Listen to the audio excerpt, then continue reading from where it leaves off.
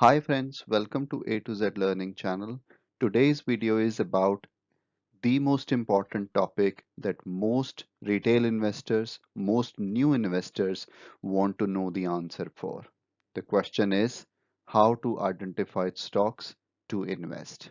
Yes, we all want to kind of be investing in the stocks that give us good return in the period in which we are investing for. But the harder part is how to identify that stock in time. In hindsight, we all know, oh, I wish we had invested in A stock or B stock or C stock.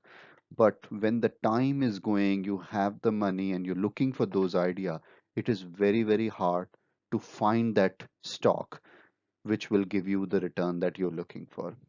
So today's video, we are helping you to understand how best to identify the stocks to invest.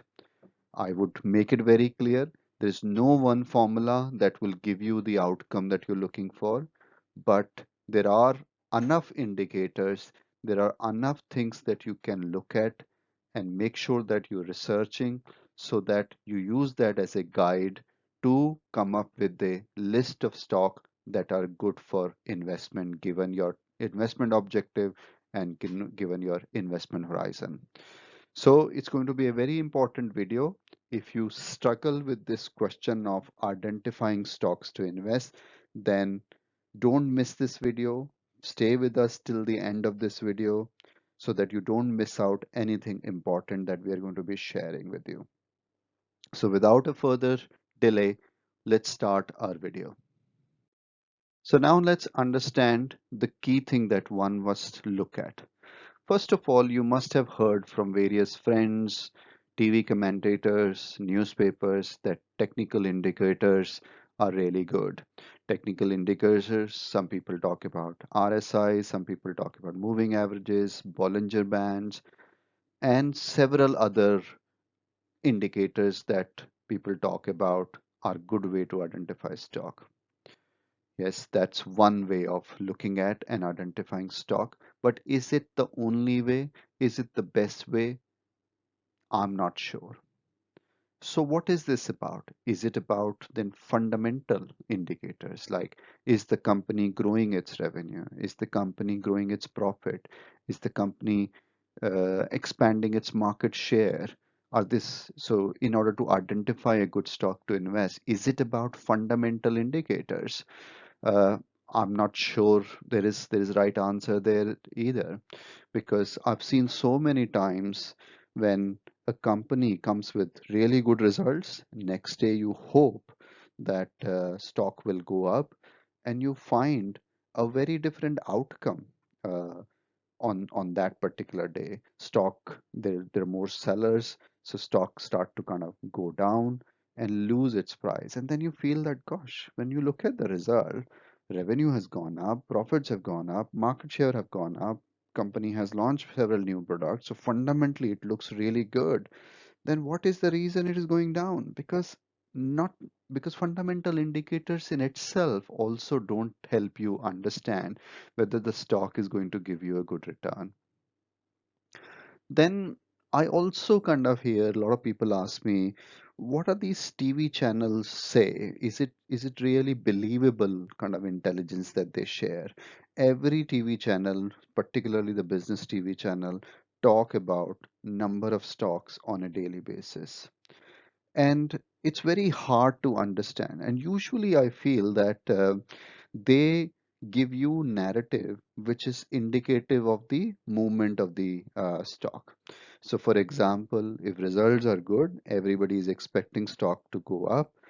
Then that day, if stocks start to kind of go down because there are a lot more sellers and all that, then some TV commentators will start to say, oh, the good results were already reflected in the result. In fact, the good results are not as good as the market was expecting, therefore the prices are going down. Or they'll just pick a hole in those results, one minor thing they'll find and play it again and again to justify what is happening on that day with that stock. And there are a number of examples. For example, again, some of the names that I'm going to mention in this video are the names just to kind of make sure that you understand what I'm trying to say. I am no way trying to advise you whether you should pick that stock, buy that stock, hold that stock or not. Not at all. You must do your own research. Today's video is all about helping you understand what could work, what can be used as a guide, but it is not a video which is giving you the advice, which is giving you the answer of saying that go buy this stock or buy that stock. So the name of the company that I'm going to be using are simple examples to make sure that you understand the point that I'm making. So I was saying, if I pick up kind of in the recent past, an example company, say Bharti Airtel. When you look at Bharti Airtel's performance results, they are increasingly giving fantastic results. They're bringing their debt, in fact, they brought their debt to zero now. Uh, their profitability is going up. They were loss making and now they are making profit. They're also adding new subscriber, which they were struggling in the past. So all the kind of key indicators that you see seem to suggest that fundamentally the company is doing really well, so its stock price should go up.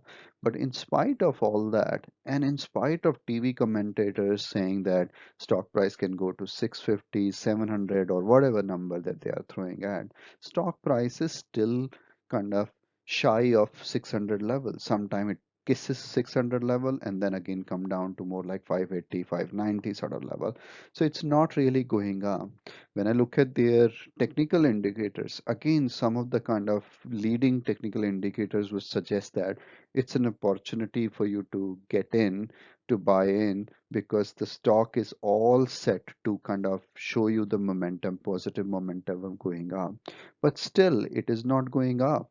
So TV commentators, I won't trust even for a minute. They are usually behind. They have the narrative for both scenarios. If stock goes up, they have one particular narrative which they start to play. If stocks start to go down, they have the another narrative and they start to play that out. So I won't trust any of the TV commentators, and so is the case with some of the other media platform. So what do you do with kind of this challenge of identifying a stock that is good to invest?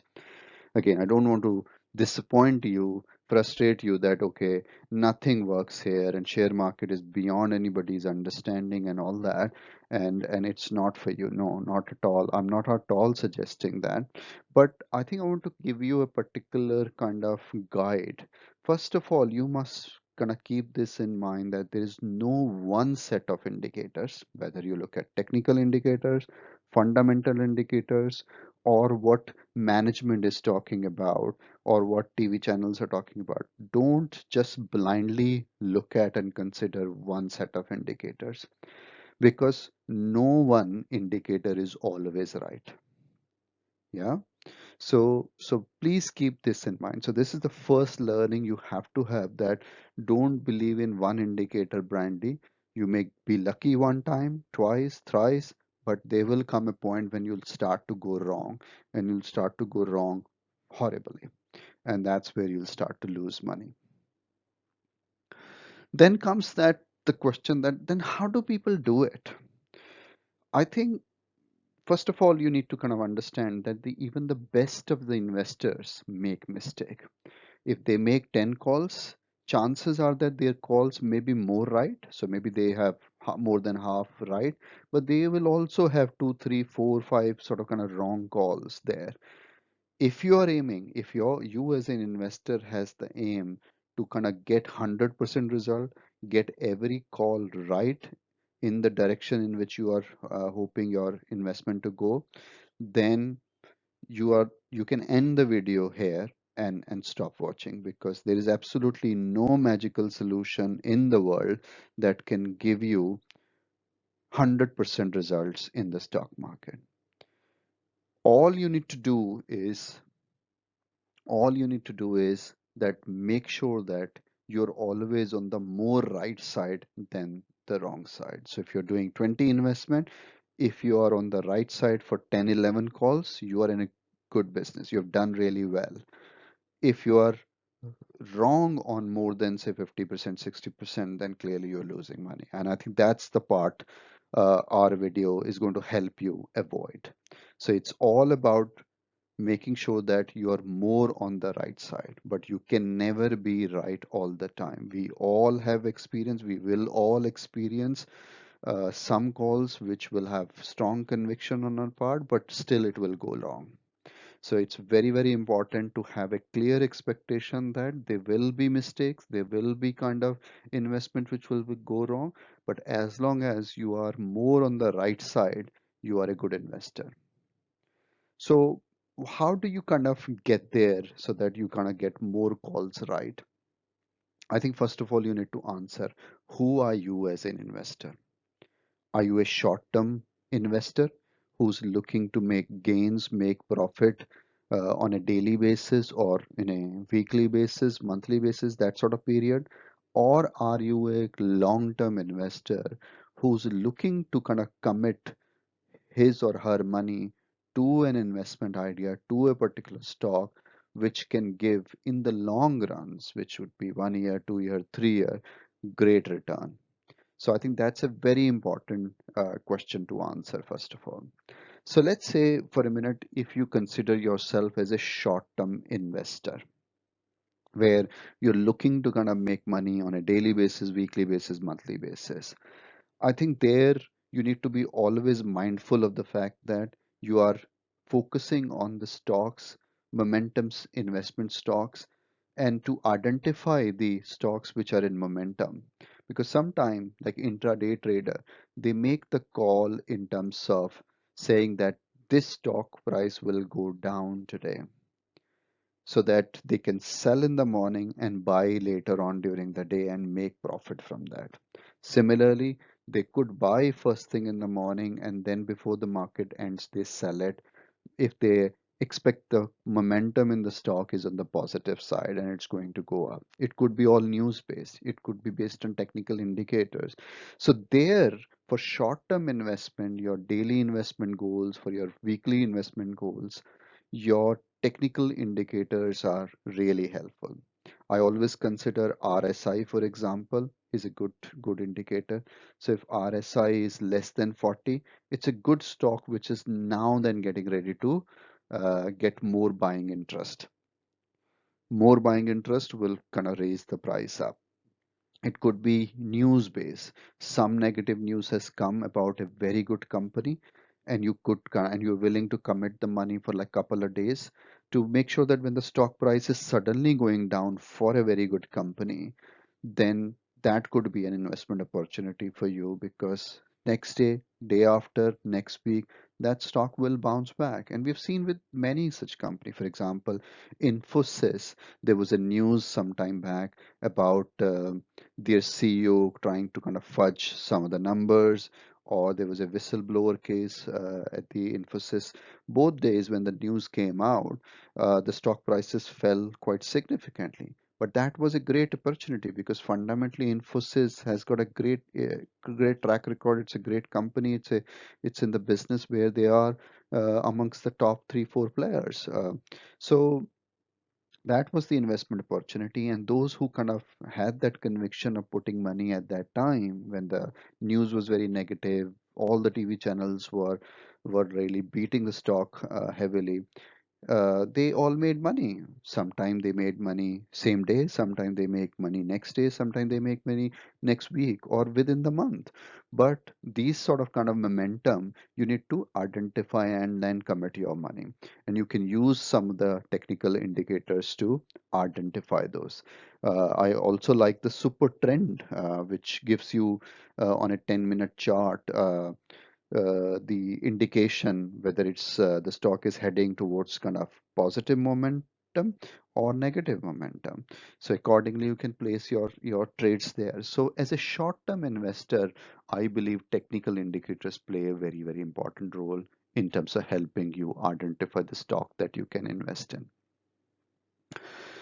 On the other hand, if you are one of those people who are long-term investors who have probably no time to read these charts on a 10-minute basis, 1 hour basis, or have the time to uh, read the kind of daily newspaper in greater detail and look for those kind of momentum stories.